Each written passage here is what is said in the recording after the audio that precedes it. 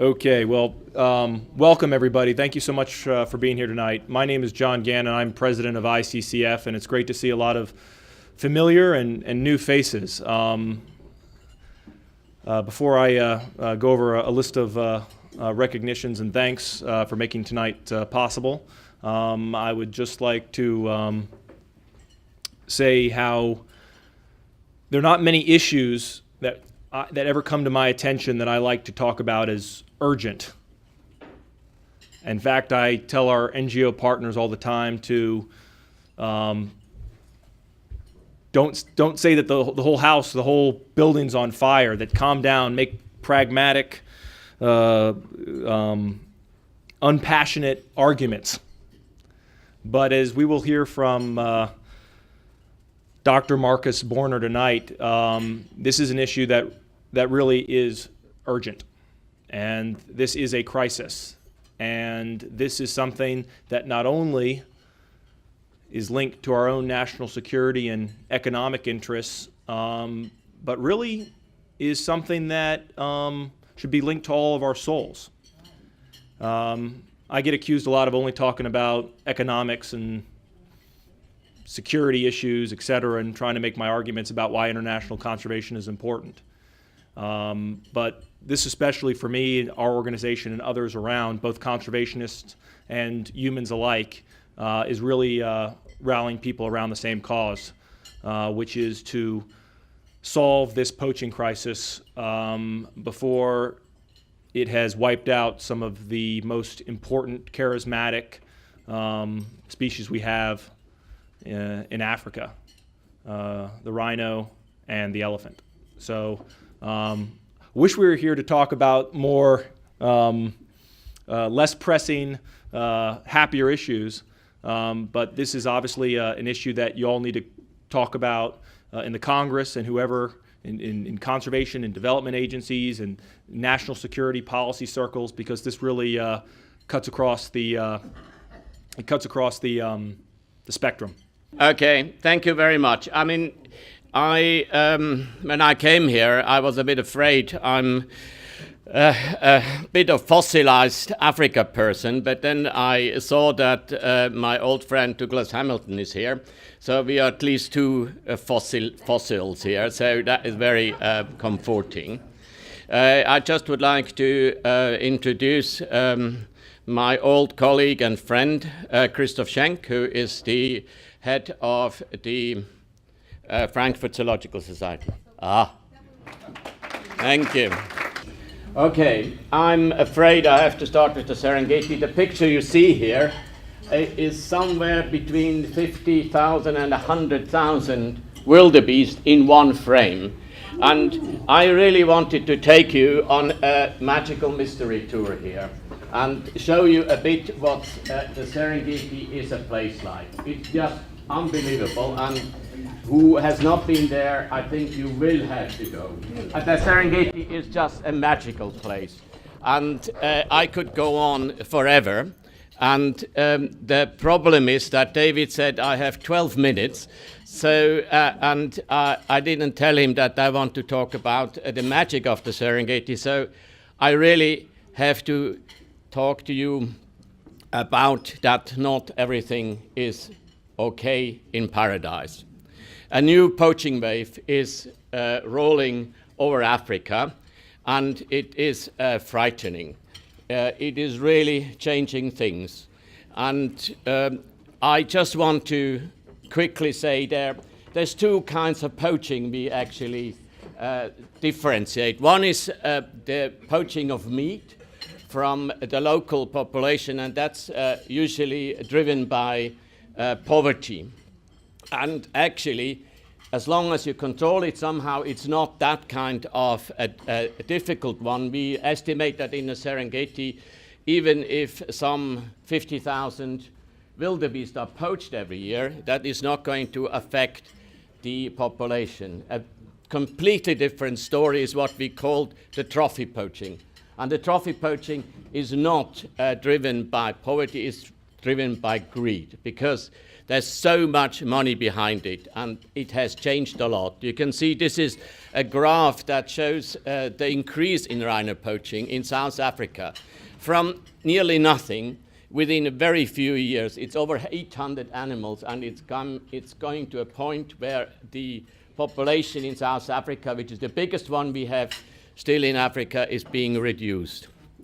Why is that, you know?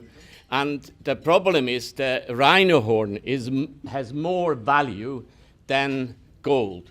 And I guess, you know, that's basically how a poacher sees it, you know. An animal which walks around with gold on his horns. Even so, a poacher is not actually getting the gold value. It's still several times his yearly salary. As a similar story with the elephant. This is a picture from the Selous. We think that about 30,000 elephants are being killed. Were being killed this year, about 10,000 of them in Tanzania. And again, what is driving it? It is the huge price that is being paid in the Far East for the ivory. It's more than silver, so this is what I imagine a poacher sees when he sees an elephant. So this is kind of showing the trend of elephants we have in the Selous, which is the biggest area in Tanzania having elephants. And what you see here, this is where we are going. We are really going down. But what is positive about this, we had actually a huge poaching wave in the late 80s. And, you know, we could turn it around. So this one, we have to do everything so we can turn it around again. What is driving it? It is the increase in demand for ivory in China, in Vietnam, and the Philippines. And a new, very kind of worrying thing is that in China they're starting to stockpile ivory and rhino horn as an investment.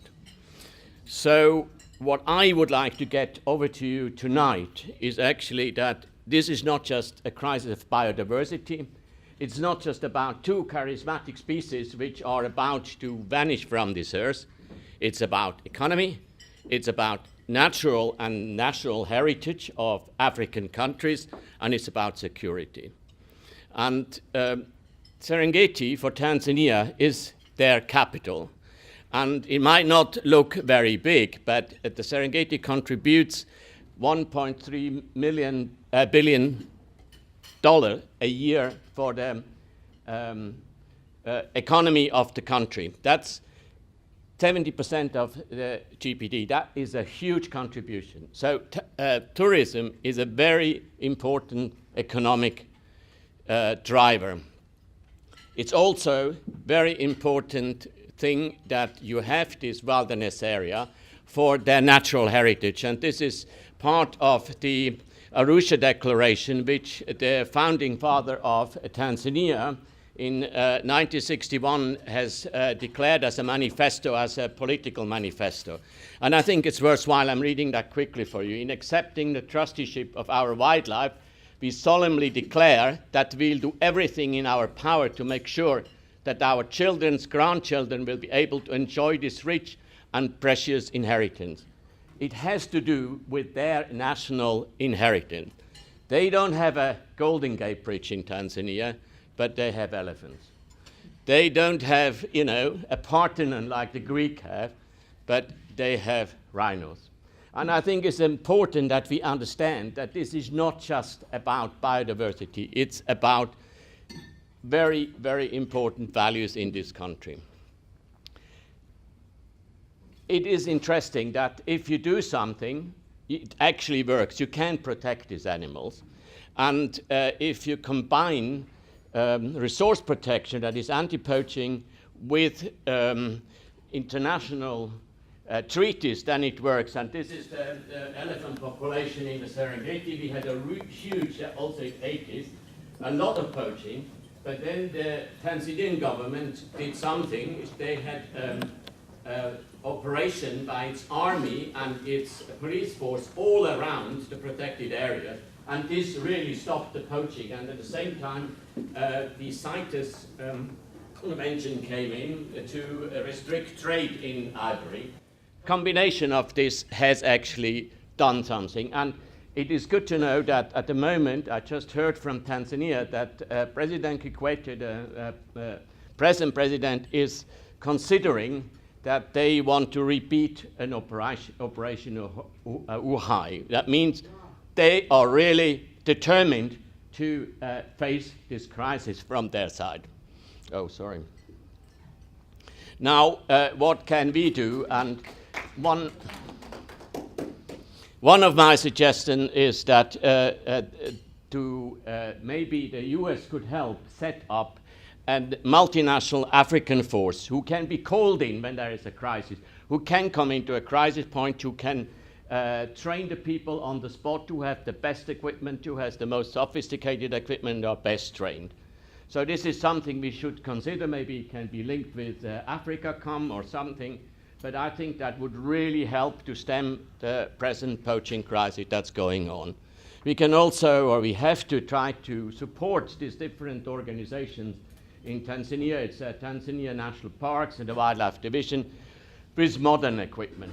The poachers are using helicopters, the poachers are using night vision equipment, and the rangers are basically on their boots. So we need to make sure that the anti-poaching forces in these countries are well equipped. Then we cannot really win the battle in the field if there is no engagement with the consumers. And I think we need to positively engage people in China, in the Philippines, in Vietnam.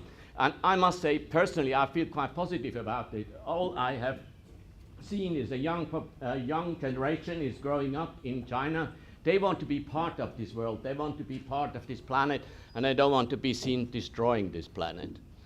We also have to do, we're talking about Serengeti, and I do all the time, but actually 25% of Tanzania is somehow protected. And a lot of these parks is what we call paper parks. Nobody has money, the government doesn't have the money, there is nobody interested. And a lot of these parks, there's Serengeti here and the Selous, but a lot of these other parks, they are there, but they are so much suffering, even more than the protected park under this new poaching wave, that they will be kind of wiped out very soon. We have a very small window of opportunity only. So everybody can help. We from the Frankfurt Zoological Society had a chance to work with philanthropists, and one of them has been mentioned. Paul Tudor-Jones has been amazing in his input in Africa, not only through his projects, but because of his relationship with the government. These philanthropists have a huge kind of political influence as well. We have a chance to work with the Fish and Wildlife Department and USAID, and again, it's not only just financing projects. It is these personal interventions. For example, the former Secretary of State, Mrs. Clinton, she went to see President Kikwete, and it was her personal intervention that really stopped that road that was threatened to go through Serengeti. We should work with cooperating, and I was the other day in Minnesota, and I was quite impressed by the heritage group from there, who involved a lot of Chinese. They financed Chinese decision makers to come to Africa and to look at the problem. So then that is another way we have to work more. And of course we have to work with the NGOs on the ground, as we are doing, or WWF or WCS. And I think one very important project that is being carried out by ICCF and David is that they're trying to get the people, the member parliaments in these different East African states organized so they have pressure groups in there. And that's where the decision is coming from. We can preach from outside, but the decisions, what's going to happen, has to come from within. And I think that's a very good project, David, and I hope that you can get through with it. So, if we all pull together, I think we and our children and hopefully a bit more, can still see the elephants and the rhinos in Africa. Thank you very much indeed. Well, first, I want to thank you for a wonderful presentation. Where did our presenter go? Sir, thank you so much. And the photographs were wonderful, and it made for a very romantic dinner to be served in the dark. So the waitstaff did a great, great job. It's so important that you're here. We need your help. We need your help to create that spark, that energy, that push that Congress needs. And we need you because this presents an opportunity, because heaven knows we need to work together a little more. And this is something when it comes to conservation and wildlife and working with our African brothers and sisters to keep this poaching from spreading, and then to work to knock it down. That's something we can all agree to work on. And I think if we can agree to work on that, I think you'll help us solve some other problems here maybe too. So I think it's really, really important that you're here. And we're starting to really see from ideas that you have on the ground in talking to, and I met with some African parliamentarians and we're working with the ambassadors. This needs to be a partnership. This isn't top down. They know what needs to happen, to coin a phrase, in their neighborhood. They know their neighborhood and their neighbors better than we do. But we can provide some resources, but we also need to figure out how to build sustainability into it. So that's why we need you. We need you to help us shine a light on the best way forward. And then we need you to shine a light on the Congress, saying that we have the opportunity to work with the EU, to work with African governments, and to work with people who care about wildlife all around the world. So I want to thank the caucus for bringing us together. I want to thank you for being here.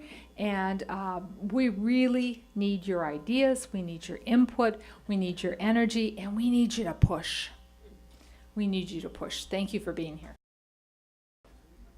I would like to say that I've been very moved by what I've been to see tonight, that I've never been to one of these occasions of the ICCF. It's amazing the impetus, the emotion and the resolve that you have to solve some of these problems.